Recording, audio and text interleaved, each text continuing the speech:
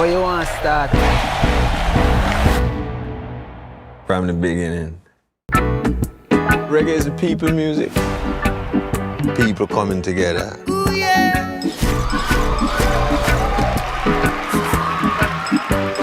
You know you're a superstar. All right, well, jamming. I'm a superstar. I wanna jam it with you. And say no foul. We can do it anyhow. Jam until the jam is through. There's a war going on. We're jamming, You can't separate the music and the message. 'cause every day we pay the price. And what is the message? Sacrifice. Peace. Oh, life is worth much more than gold.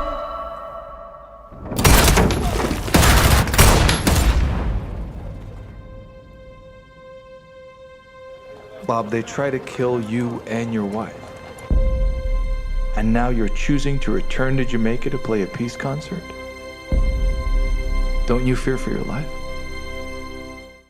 Fala pessoal, bem-vindos ao nosso canal, bem-vindos a mais um Mentiram Pra Vocês, canal este que tem como meta de vida desvendar todas as mentirinhas contadas nos filmes, séries, livros, etc. Você já se ligou nesse paranauê todo aí da introdução. Hoje o filme da vez é Bob Marley One Love, que é um filme que celebra a vida e a música de um ídolo do reggae music, né?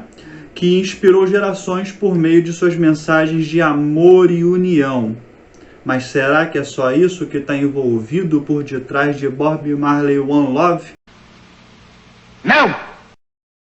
Esse filme estreou dia 14 de fevereiro no Brasil.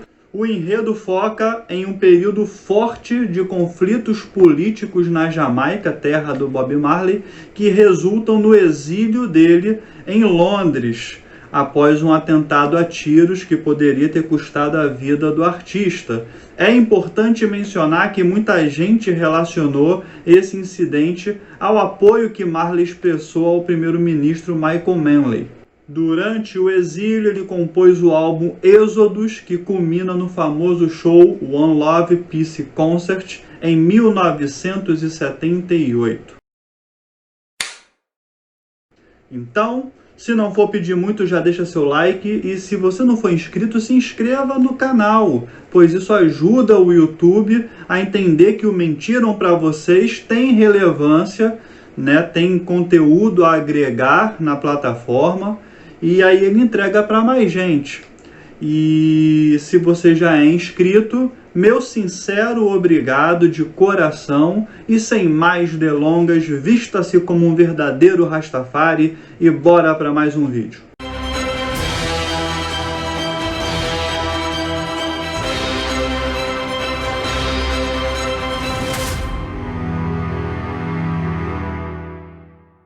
A Jamaica estava enfrentando uma guerra civil violenta, sobretudo de negros contra negros, se matando como se não fossem ninguém, como se fossem brancos, diabólicos e cruéis. Enfim, mediante a esse cenário caótico que o país estava enfrentando, Bobinho decide fazer um show pela paz chamado de Smiley Jamaica.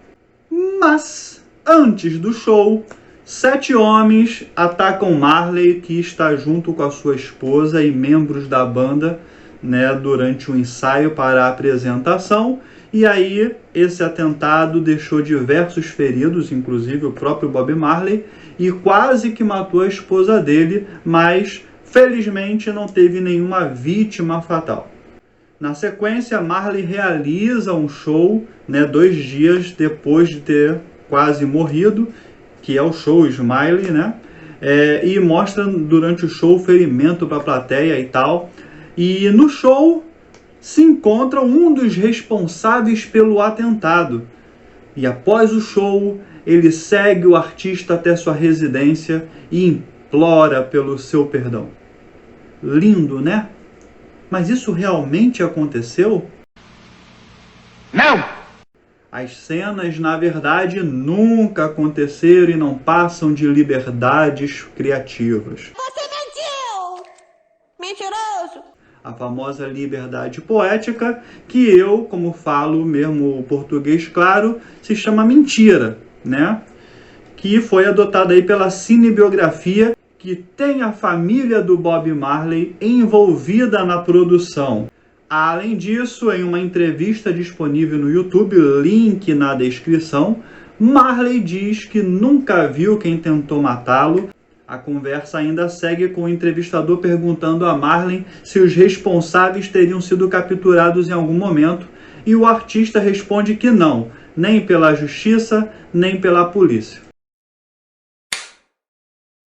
Depois do show, o Smiley ele vai para Londres exilado, né? Ele se exila em Londres, apesar da religião Rastafari ser contra os países ditos como colonialistas, mas enfim, foi para a Inglaterra que Bob Marley, né? Foi na Inglaterra que Bob Marley se exilou.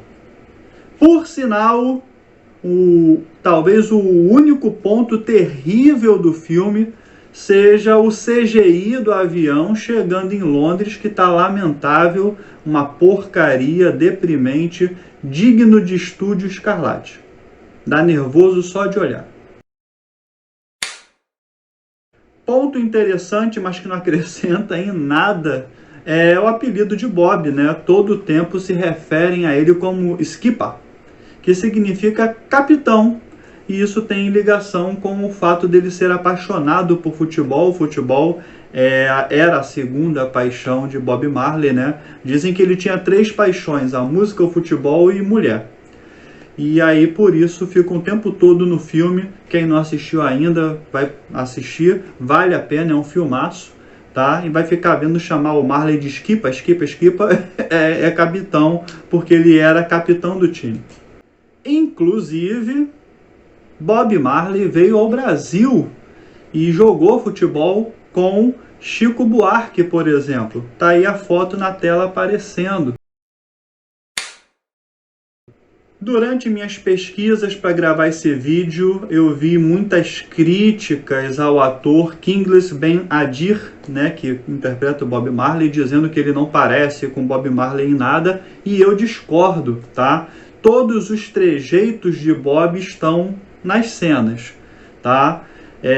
Logicamente que assim, a performance do Ben-Adir no palco deixa a desejar. Bob Marley ele era muito mais cativante, né? Eu não sou fã do Bob Marley, não sou muito fã de reggae no modo geral, mas no final do filme, e aí isso não é spoiler porque o filme já vai ter acabado, tem cenas pós-crédito com o Bob Marley verdadeiro, e aí você percebe que o filme poderia, nas pouquíssimas cenas que mostra o Bob Marley do Ben-Adir em show, poderia ter feito uma performance melhor, mas não quer dizer que é ruim, tá? Mas você comparando o Bob Marley com o Ben-Adir, é absurdamente discrepante. Mas vale destacar que ainda assim a atuação dele está maravilhosa, até porque o filme não foca no Bob Marley se apresentando. Tem pouquíssimas apresentações do Bob Marley no filme. O filme ele é focado nos bastidores, na pessoa do Marley, e não no artista necessariamente em atuação. E aí falaram que o cara ele parece vazio. Não achei a atuação maravilhosa dele, tá? Não conheço o Bob Marley a fundo, mas vi vídeos no YouTube e tal, fui pesquisar para poder gravar esse vídeo. Novamente, eu não sou fã do Bob Marley para estar defendendo aqui e tal, mas para mim o ator transmite um vazio de uma pessoa que está chapada, que era a realidade do Bob Marley, que ele estava chapado quase o tempo todo. Então ele fica meio que falando umas coisas meio sem pé nem cabeça, tipo papo de gente chapada mesmo, né? Tem coisas profundas que ele fala, mas tem lá algumas coisas assim que tipo, ele faz umas ligações ali com coisa que os outros estão falando.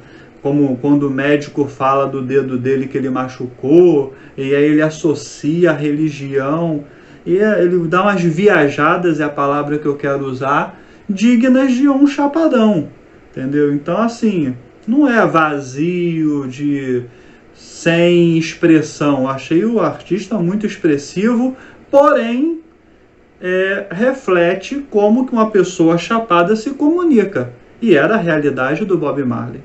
E assim, os sentimentos dele estão ali, perdidos em algum lugar na viagem que ele está fazendo quase que 24 horas. O filme é muito bom, aconselho ver, e o ator é muito bom. Ele realmente não parece o Bob, ele é mais claro que o Bob Marley. Poderiam ter caprichado mais nos dreads. O Bob Marley tinha dreads gigantesco, o cara ali tem o cabelo mais curtinho e tal. Se parar a cena e botar uma foto do Bob Marley lado a lado, eu vou botar aí para vocês verem, realmente não parece o Bob Marley, mas todo o trejeito, toda a entrega que esse ator teve, para mim, me convenceu. Mas eu não sou fã do Bob Marley. E aí, sobre o fato dele ser mais claro que o Bob Marley, vem uma análise minha que eu quero compartilhar com vocês. Bota aí nos comentários se vocês concordam comigo ou não. Para mim, tá parecendo que filmes com personagens principais negros estão utilizando pessoas mais claras, tá? Só eu que percebi isso? Bota aí nos comentários. Tá? Se você tem percebido isso também. Foi o caso, por exemplo, da Pequena Sereia. Né? A Pequena Sereia sempre foi branca e ruiva, e aí foram lá e tiveram a brilhante ideia de mudar a etnia da personagem principal. Aí foi lá e mudou, botou uma negra ruiva.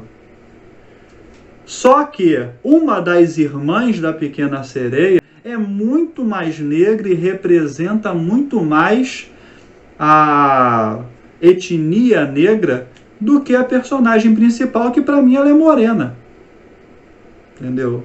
Mas é isso aí.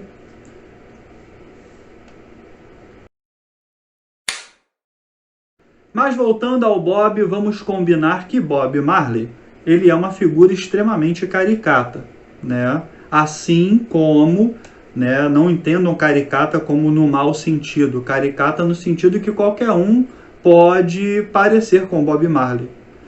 Assim como um que eu sou fãzaço, já falei aqui diversas vezes, o Fred Mercury. Se você botar um bigode, dentão e óculos escuros, você vira o Fred Mercury. Ele também é uma figura caricata.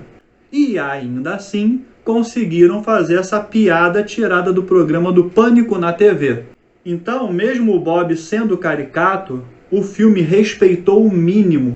Ele, pelo menos, não me parece uma piada, como o Fred Mercury do Rami Malek. No filme, Bobinho diz que não se envolve com política, mas, segundo fontes, né, ele sofreu atentado justamente por tomar partido de um dos lados na política da Jamaica. O longa é muito feliz ao mostrar o lado mais humano do cantor, mas confesso que nesse ponto ele exagera, né? Vou até falar isso mais pra frente, mas o Bob Marley parece um semi-Jesus, né? E já o filho de Bob Marley, o Zig Marley, diz o seguinte, abre aspas: meu pai passou por muita coisa em um curto período. A tentativa de assassinato, depois foi exilado da Jamaica. Foi um momento de mudanças de vida. Ele ainda acrescenta dizendo que o Bob Marley que conhecemos hoje foi criado durante esse período de mudanças e incertezas. Por outro lado, também é dito pela crítica que esse Marley do filme está muito água com açúcar e que o Bob Marley do documentário de 2012, que tem o link na descrição também, é muito mais realista em como de fato era a personalidade de Bob Marley. E eu concordo, eu assisti o documentário e realmente pegaram muito leve na índole do Bob Marley, né, no jeito, na personalidade dele. apesar do filho dele falar que não pegamos leve de modo algum. Pegaram sim. Assim como pegaram com Steve Jobs em Jobs, né? O fato é que nesse filme o Bob Marley ele é muito humanizado, né? Chegando ao ponto de ser quase divino, como eu acabei de falar, é um semi-Jesus, né? E botam uma cena dele perdendo o controle, né? O resto do filme todo ele é paz e amor, e vamos pregar a paz, e é isso aí, tamo junto, vamos unir o mundo, e em só uma cena que ele extravasa e agride uma pessoa. Bob Marley One Love conta com a produção executiva de Brad Pitt, Richard Hewitt, não sei se falei certo, perdoe, Orly Marley, Matt Solodky, a esposa de Bob, Rita Marley, e os filhos Zig e Cedelia, ou Cedelia, não sei como é que fala. Eles assinam a produção com Robert Teitel, ou Teitel, né, se for um nome alemão, Dedé Gardner e Jeremy Kleiner. E é aqui que eu acho complicado, porque quando envolve diretamente pessoas muito próximas, e nesse caso a família, fica ainda mais vexatório a presença de licenças poéticas, né, as famosas mentirinhas, que descredibilizam o enredo. Mas fica tranquilo que não é o caso, né? Aqui as mentirinhas não interferem na história diretamente. Temos um Marley messiânico? Sim, o que provavelmente ele não era. Temos uma narrativa pela perspectiva da esposa dele, que se coloca numa posição de heroína disposta a tudo pelo seu amor? Sim. Tem a cena do perdão e da agressão por parte do Marley, que não é verdadeira? Tem. Tá? Essas duas últimas, por sinal, apesar de contraditórias entre si, podem gerar uma imagem mentirosa do Bob. Para quem não conhece, ele não era Jesus e até onde se sabe ele nunca espancou ninguém. Não, ele tem toda a razão. Então, assim, para que criar essa imagem no nosso imaginário de pessoas que não conhecem ele, né? Como eu.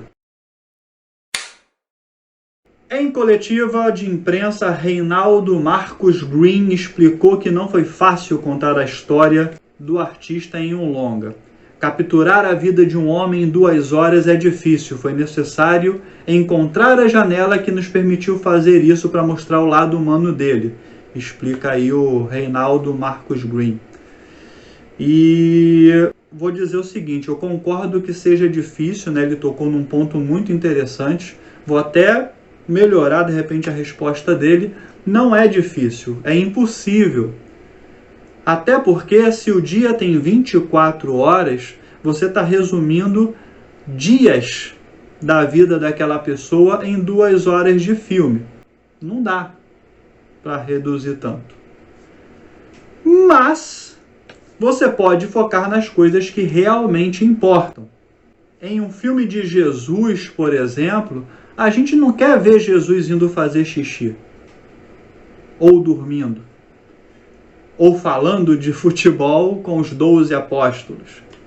A gente quer o que de fato importa para a história que a pessoa quer passar, né?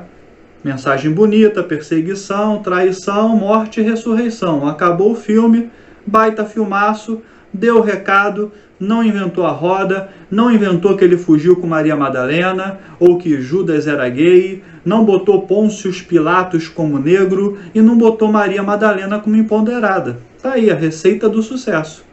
Não precisa agradecer, Disney. Outra coisa que é tratada mais ou menos ali no filme é a relação de Bob Marley com o pai dele. A relação dele com o pai era distante, pois Norval passava grande parte do tempo longe da família. Um destaque que até de repente justifique o Bob Marley ser um pouco mais claro. Isso na vida real também, né? O pai do Bob Marley era branco e passava grande parte do tempo longe da família, trabalhando para fornecer suporte financeiro a mãe do Bob Marley, que se chamava Cedelia Malcolm, ou Cededia Malcolm, né? Então, uma das filhas do Bob Marley levou o nome da mãe dele. Já no filme, o pai branco, cruel, sanguinário, desgraçado e miserável nega Bobinho, diz que ele não é seu filho. E aí eu pergunto para vocês, para que endemonizar o cara? O pai de Bob conheceu a mãe dele, Cededia, quando ela tinha 18 anos, e ele era um jovem na flor da idade ao longo aí dos seus 63 anos. Porra, tudo isso? E o cara ainda continuou trabalhando e dando suporte financeiro para a família. Por conta disso, o Bob quase não viu o seu pai, né? Que veio a falecer de ataque cardíaco quando o Bobinho tinha apenas 10 anos. Então, sinceramente, não consigo ver que ser humano desgraçado é esse que o filme apresenta. Outro ponto que é pincelado no filme é a representação dos relacionamentos extraconjugais de Bob Marley em Bob Marley One Love. Isso é bastante limitado e o filme opta por não explorar completamente a extensão de seus casos enquanto era casado com Rita, que é o nome da esposa do Marley. Embora haja alusões breves à infidelidade, a narrativa não se aprofunda na complexidade desse relacionamento dos dois. Bob Marley tinha 11 filhos reconhecidos oficialmente e 2 filhas não reconhecidas. Além de Rita, ele teve relações, e filhos no caso, com relações ele deve ter tido várias, né? Mas relações com filhos com as seguintes mulheres: Pat Williams, Jane Hunt, Janet Bowen, Lucy Powder, Anita Belnavis, Cindy Breakspear e Yvette Christon. Vale destacar também, pessoal, que a narrativa ela é feita por quem conta. Mas se o filme for realmente minimamente verdadeiro, como aparenta ser, a mulher do Bob Marley de fato foi uma mulher excepcional, sensacional, sempre ao lado dele, mesmo sabendo que ele pulava cerca e aprontava.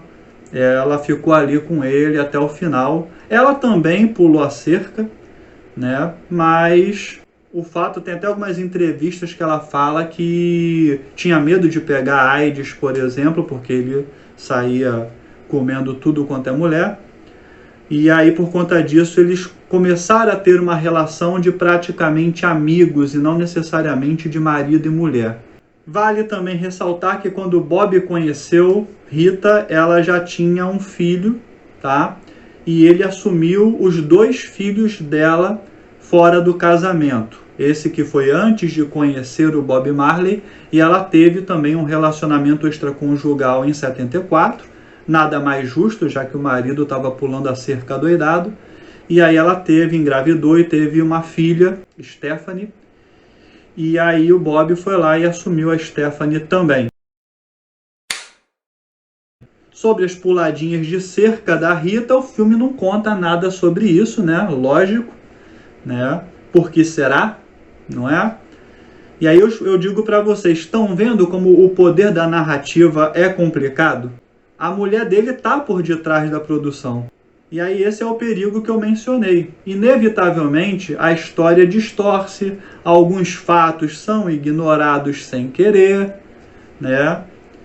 E aí eu complemento dizendo que, mediante a tudo isso que eu estou falando agora, para mim faria mais sentido se o título do filme fosse Bob Marley, A Lot of Love, né? Ou seja, muito amor para quem não sabe nada de inglês, porque no filme está nítido que ele era adepto do poliamor, né? Bob Marley pregava a paz, a harmonia e o respeito entre as pessoas, sendo também favorável a reformas sociais, e por isso não tinha receios em utilizar de sua música para falar de política e religião. Certamente, né, um dos maiores impactos que Marley trouxe ao mundo foi a difusão do Rastafari, né? E da cultura jamaicana de um modo geral. Isso porque o gênero musical não se tratava apenas dos sons e poesia, mas sim de todo o modo de vida, tá? O estilo Rastafari não é só música, só aparência, ele tem uma filosofia muito profunda por detrás, e isso foi desenvolvido ao longo do tempo nas áreas mais pobres da Jamaica por volta ali de 1930. Um ponto interessante, só para fins de curiosidade, já que Bob Marley era um grande propagador do Rastafari, é entender o que é o Rastafari. E aí eu fui pesquisar para poder trazer aí mais conteúdo para o vídeo, deixar o vídeo mais rico, porque vocês merecem.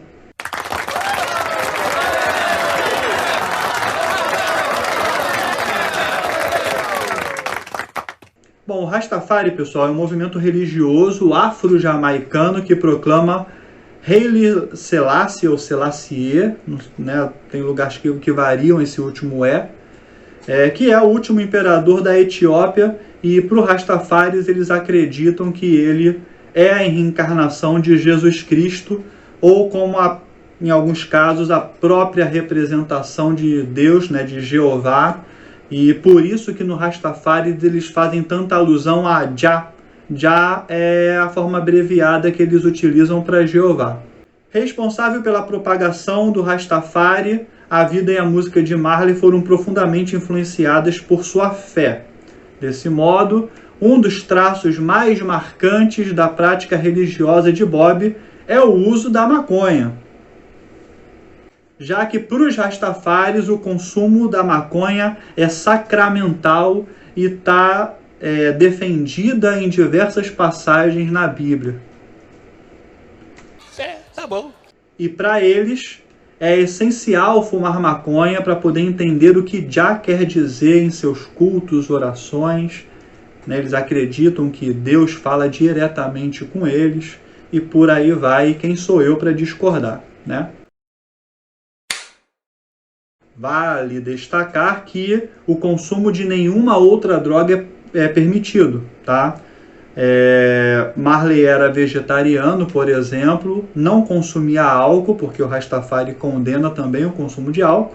Ele também era adepto, por conta da sua religião, ao voto nazireu hebraico, que consiste na vedação a qualquer tipo de modificação ao corpo. Por esse motivo, Marley não cortava o cabelo e nem fazia barba. Entre as principais características do movimento Rastafari encontram-se a cosmovisão cristã, né, profundamente afrocêntrica. E isso é muito importante destacar, porque assim, você vê que teve um alcance muito grande, a filosofia, a religião Rastafari, ela acabou se propagando por conta do Bob Marley, principalmente.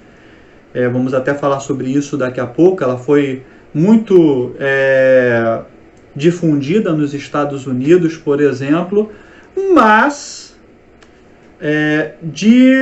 a grosso modo, o Rastafari ele é um movimento, né, uma religião que fala em unir o mundo, mas eles não estão falando em unir o mundo inteiro, tá? É muito claro essa coisa afrocêntrica, que o que eles querem é unir os negros do mundo todo. E aí, inicialmente, o Rastafari pregava que esses negros deveriam se reunir e voltar para a África, porque, graças aos colonizadores brancos, cruéis e sanguinários, os negros foram arrancados de lá à força e levados pelos colonos para outros países. Então, o grande objetivo do Rastafari seria, como eles são o povo prometido, né, o novo povo prometido por Deus, por Jah, eles teriam que se reunir na Terra Santa, que para eles é a Etiópia, tá? Então é mais ou menos por aí.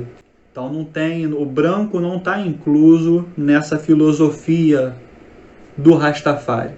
O foco deles e sempre foi com o povo negro. Não sei agora como é que tá, mas inicialmente, né, o embrião do Rastafari era essa filosofia. Era voltada para o povo negro e pronto. Também está incluído no Rastafari o culto à Etiópia como símbolo de resistência e soberania africana, e também a consciência política pan-africanista extremamente influenciada pelas visões políticas do jamaicano Marcus Garvey, um dos maiores ativistas negros da história.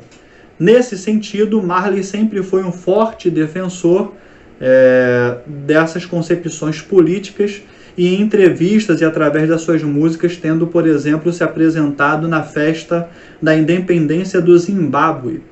E aí, no fim da sua vida, atendendo ao pedido feito pelo imperador Haile Selassie aos Rastafaris, quando este visitou a Jamaica em 1966, atendendo ao pedido dele, Bob Marley foi batizado na igreja ortodoxa etíope em 4 de novembro de 1980, pelo Abuná, não sei, que é o arcebispo. Motivo pelo qual recebeu um funeral cristão ortodoxo após sua morte. E sim, para o Rastafari eles são cristãos, Isso é muito importante de destacar. São cristãos que fumam maconha, mas são cristãos, beleza? E o Haile Selassie é Deus encarnado para eles. Garvey também promoveu a ideia de unificar as raças negras do mundo, que foram aí dispersas pelo colonialismo, que aí eu vou ser obrigado a bancar o professor de história. É que assim, outro ponto discutível é que o diabólico homem branco comprava escravo de outros negros, ok? Parece que a ideia que a mídia tenta passar é que os negros, os índios eram tudo amigos e o branco miserável e maldito chegou lá e destruiu tudo. Não foi assim, Desde que o mundo é mundo, o ser humano se mata, tribos entram em guerra, Então tinha guerra sim entre tribos africanas de negro contra negro, entre tribos indígenas de índio contra índio, e quem perdia a guerra virava escravo do vencedor. E aí o homem branco chegava na África, por exemplo, ele não apontava uma arma para a cabeça do dono da tribo e levava ele escravo. Ele ia lá e comprava o escravo de outro negro. É assim que funciona a engrenagem da escravidão no mundo, tá? Então, esse lance aí de que as forças coloniais dispersaram os negros no mundo é muito controverso. Outro ponto importante sobre o Rastafari, por exemplo, é que o discurso mudou ao longo do tempo, tá? Hoje em dia não tem mais o discurso forte de que todos os negros têm que sair dos países norte-americano, europeu e todo mundo se juntar na África porque lá é a terra prometida. Como muitos negros tiveram êxito em suas vidas e estão no bem bom hoje em dia, na Inglaterra, na França, entendeu? Em vários países europeus, o discurso do Rastafari, pelo que eu pesquisei, atualmente não é mais para ninguém ir para a África. Você pode ser o povo escolhido no lugar que você está, sem precisar abdicar do seu carro do ano, do seu emprego que te rende milhões todo mês. Tá de boa. Basta ser Rastafari e pronto. Para os Rastafaris, a união de Salomão e a rainha de Sabá, graças a essa união, nasceu um filho e com isso a velha Jerusalém passa para a nova Jerusalém, que é na Etiópia, como eu já havia mencionado. Dessa maneira, eles creem que Haile Selassie I cumpriria uma série de profecias bíblicas relacionadas à segunda vinda de Jesus Cristo. Um dos personagens mais importantes do movimento Rastafari é Leonard Howell, considerado pioneiro do movimento. Ele foi confinado em um sanatório psiquiátrico porque no livro The Promised Key, acho que é a chave da promessa, algo desse tipo, ele se referia ao Papa como Satanás, o diabo, e falava da supremacia negra. Vocês não entenderam errado. Os negros são soberanos.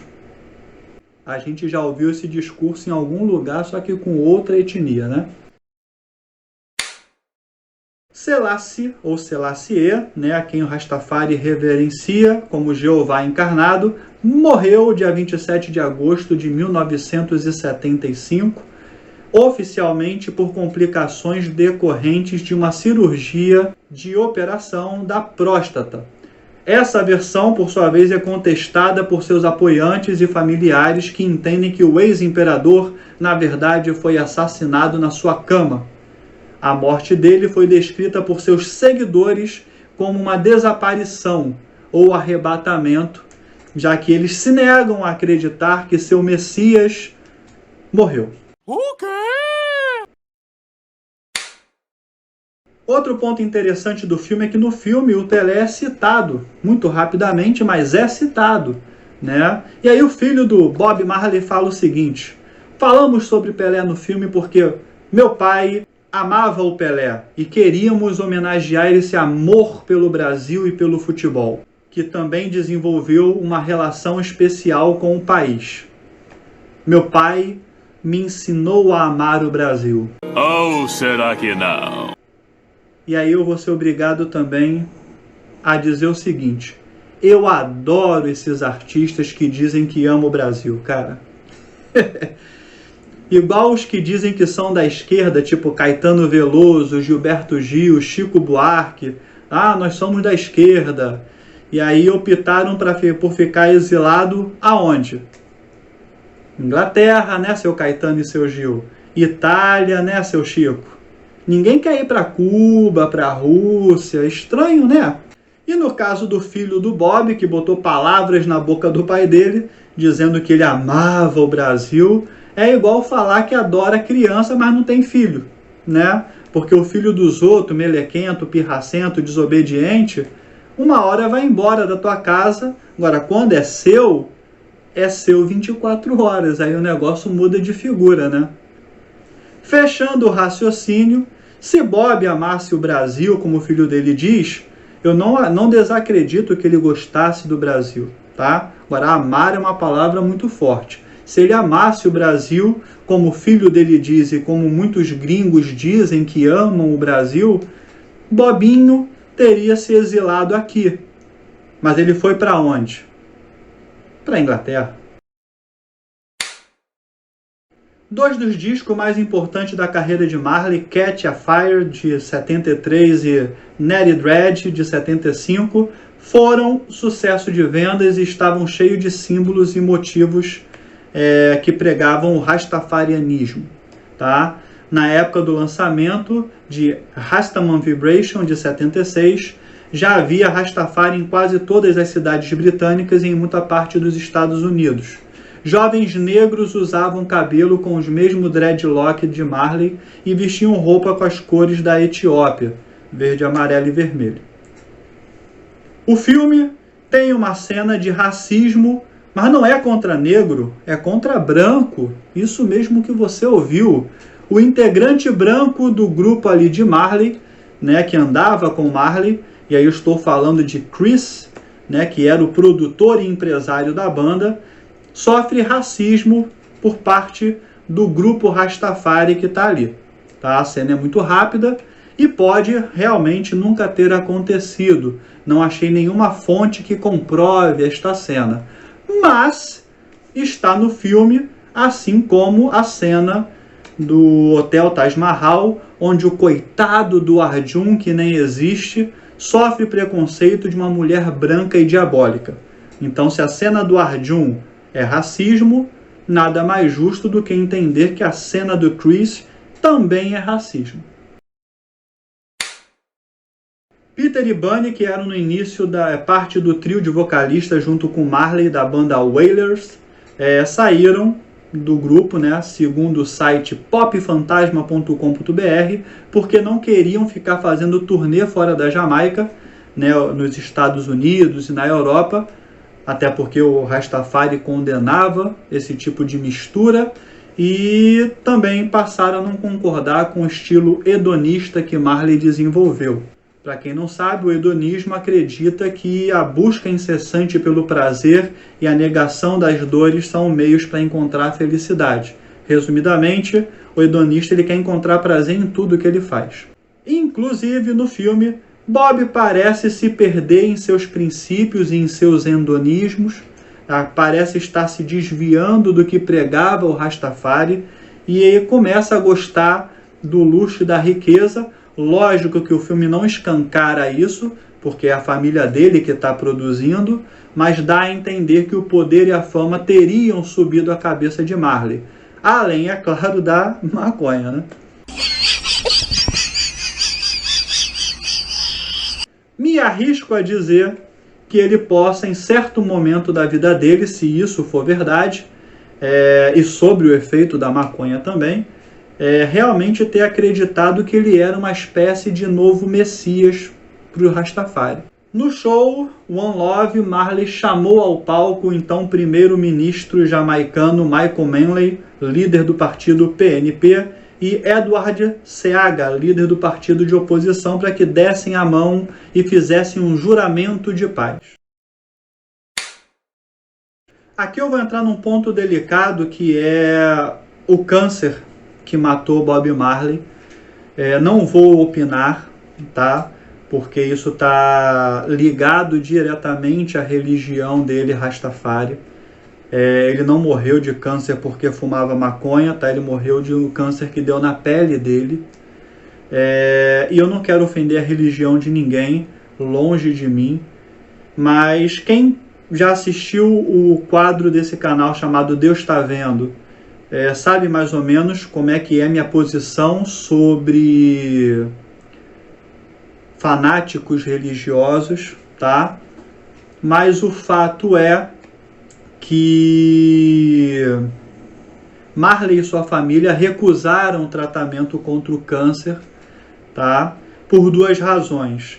Em primeiro lugar, o Rastafari adotava o chamado voto nazireu, que vedava qualquer tipo de modificação no corpo. E ele teria que amputar o dedão do pé, que era onde estava o câncer, né, progredindo e tal. E provavelmente, se ele fosse fazer uma quimioterapia, ele teria que raspar a cabeça, ele ficaria, né, sem o cabelo, sem a barba e tal. E isso o Rastafari condena, tá? E o outro motivo que eles se negaram, principalmente o Marley, é que ele tinha medo de atrapalhar ele no palco a falta do dedão, né, e atrapalhar a atuação dele nos shows. Então, ao invés de amputar o dedo e fazer o tratamento, ele recorreu a um tratamento naturalista e polêmico da clínica Ringberg do Dr. Josef Issels, na Alemanha, no final de 1980 e início de 81. Esse médico foi indicação de Carl Fraser, né, um dos médicos favoritos entre os Rastafaris na época. E aí, durante algum tempo, o estado de Marley parecia até ter estabilizado e o músico e sua família chegaram a pensar que poderia ter esperança com a recuperação, mas logo em seguida o tratamento mostrou sinais de equívoco, e por parte do médico e por parte de tudo, de não estar dando certo, e aí a família teve que recorrer a tratamentos tradicionais jamaicanos com poções, incensos e velas aromáticas. E isso, infelizmente, fez o Bob Marley falecer. O astro da música pop gerou mais dinheiro depois de sua morte que qualquer outro artista vivo, tá? Total aí de 145 milhões de dólares. No filme tem uma cena que mostra que ele é roubado por Don Taylor e assim que descobre, ele parte para agressão física e é apartado por membros da banda e pela esposa antes que ele pegasse uma cadeira e metesse na cara do Don. Mesmo o Don tendo caído no chão e ter levado várias bicudas por parte do Marley, ele ainda pegou uma cadeira e ia terminar o espancamento. Sabe-se Deus onde é que isso iria dar, mas Em nenhum lugar que eu pesquisei, encontrei relatos que essa briga tenha de fato acontecido e sequer que o Don realmente roubava o Bob Marley, tá? Mas pode ser que tenha acontecido. Mas não tem nenhum dado que conte isso nas fontes que eu pesquisei, livros, sites, etc. Tá? Então, até que se prove o contrário, mentiram para vocês. Para mim, o filme tenta criar uma figura messiânica em volta de Marley, né? Ele basicamente é Jesus, né? Tem até a cena que o cara que atirou nele no início do filme o procura para pedir perdão, como se fosse um dos crucificados ao lado de Cristo. Só faltou o Bob falando: ainda hoje estarás comigo no reino dos céus. Porque é assim que Jesus fala. Nessa cena tão tocante, Bobinho diz que não pensa em vingança, pois o Rastafari prega o amor, a harmonia e a paz.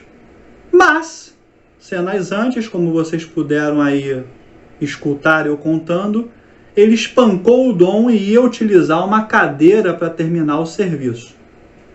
Tudo isso porque Don estava supostamente roubando ele. Supostamente não, no filme diz claramente que o Don estava desviando dinheiro. Mas o Bob partiu para a violência e ia se vingar do Don estar roubando ele. Contraditório, não? Acabou de falar que vingança não podia? A vingança nunca é plena. Mata a alma e a envenena. Outro fato que indica que o messianismo de Marley está presente no filme é a presença de um tipo de delírio que o tempo todo acontece no filme. Pode ser oriundo da maconha, mas o tempo todo ele tem visões de um homem vindo em um cavalo e toda hora esse homem aparece e interfere de alguma maneira diretamente no Bob Marley. Num primeiro momento eu pensei que era o pai de Bob Marley, de repente ele ficou com algum trauma e como o pai dele é o capeta no filme, de repente ia ter ali uma redenção, alguma coisa, mas não. Na minha opinião, o filme não revela isso 100%, mas para quem leu sobre o Rastafari, pesquisou e vê o filme, vai entender que aquele cara no cavalo é o príncipe da Etiópia, que é o deus do Rastafari, ou seja, no filme ele fala, né, que o Bob Marley é filho dele. Então dá a entender, se eu fosse comparar a vida de Bob Marley com a de Jesus, que se o príncipe da Etiópia, né, o imperador da Etiópia, é Deus, e ele fala que Bob Marley é o filho dele, significa que Bob Marley é Jesus. Bob Marley One Love celebra a vida e a música deste ícone que completaria 79 anos em 2024, né? Estarei razoavelmente jovem ainda, jovem é exagero, mas hoje em dia as pessoas vivem muito mais tempo do que isso, né? Então, caso ele estivesse vivo, ele estaria fazendo aí 79 anos.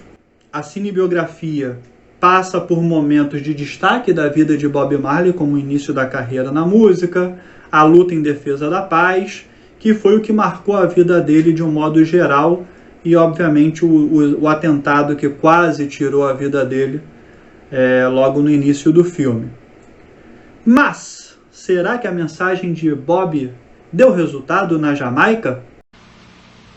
Não! Sim e não, né?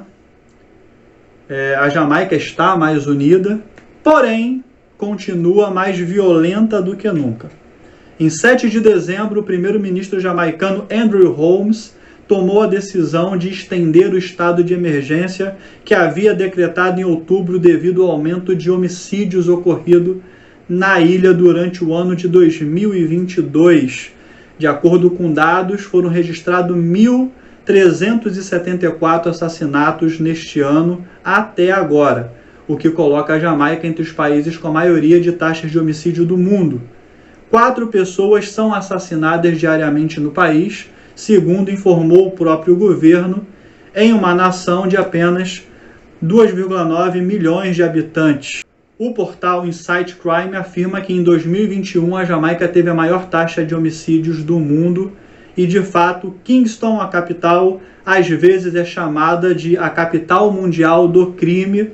Trata-se de um problema que tem raízes mais profundas, inclusive profundas desde a formação do país. Bom, pessoal, desculpa aí pelo vídeo longo, mas não tem como não fazer um vídeo longo de um personagem tão grande como Bob Marley. Não é porque eu não curto reggae e nem me interessei antes em conhecer o Bob Marley, que significa que ele não é gigante, tá? Para a música, para o Rastafari, né? As letras bonitas da canção dele teve um impacto gigante, então isso torna ele sim uma figura gigante. Mas eu espero que vocês tenham gostado do vídeo, mesmo ele tendo ficado gigante. É uma análise profunda e sincera, né, ao filme, principalmente. E vocês, me diz aí, vocês curtem Bob Marley? Confesso que depois que eu pesquisei e assisti o filme e vi o documentário que está aí na descrição, eu passei a simpatizar mais com ele. Ou seja, se além de ganhar dinheiro, o objetivo do filme era esse, apresentar o Bob Marley e sua grandiosidade para quem não conhecia, sua importância para quem não conhecia, o filme conseguiu, né? O objetivo foi alcançado. E vocês, já sabiam de todos esses fatos sobre Bobinho? Mas assistam o filme é maravilhoso, tá? As interferências que a família teve, principalmente por parte da esposa, não afetam em nada, tá? É só ela se resguardando, que eu acho que não deveria, mas, né, é a opção dela, mas não atrapalha em nada para você conhecer um pouco, pelo menos, do Bob Marley, né? E eu sempre sugiro, não se baseia só nos filmes. Vai procurar documentários, vai procurar biografias em livros, que aí você vai conhecer de fato a pessoa por detrás do artista, né? Então, é isso. Se você também se interessa por história e cinema, não se esqueça de deixar o seu like, se inscrever no canal, compartilhar com amigo, família, grupo de WhatsApp, grupo de qualquer coisa, compartilha com geral e nos segue lá no Insta, tá? @mentiram pra vocês. Quer mais análise de filmes, séries ou livros? Deixa sua sugestão nos comentários ou sugere lá no direct. Né? Se quiser trocar uma ideia comigo, chega lá no direct também, estou sempre lá, ok? Estarei sempre por aqui também, desvendando as verdades por detrás das telas. E até o próximo vídeo. Paz e amor, e fui!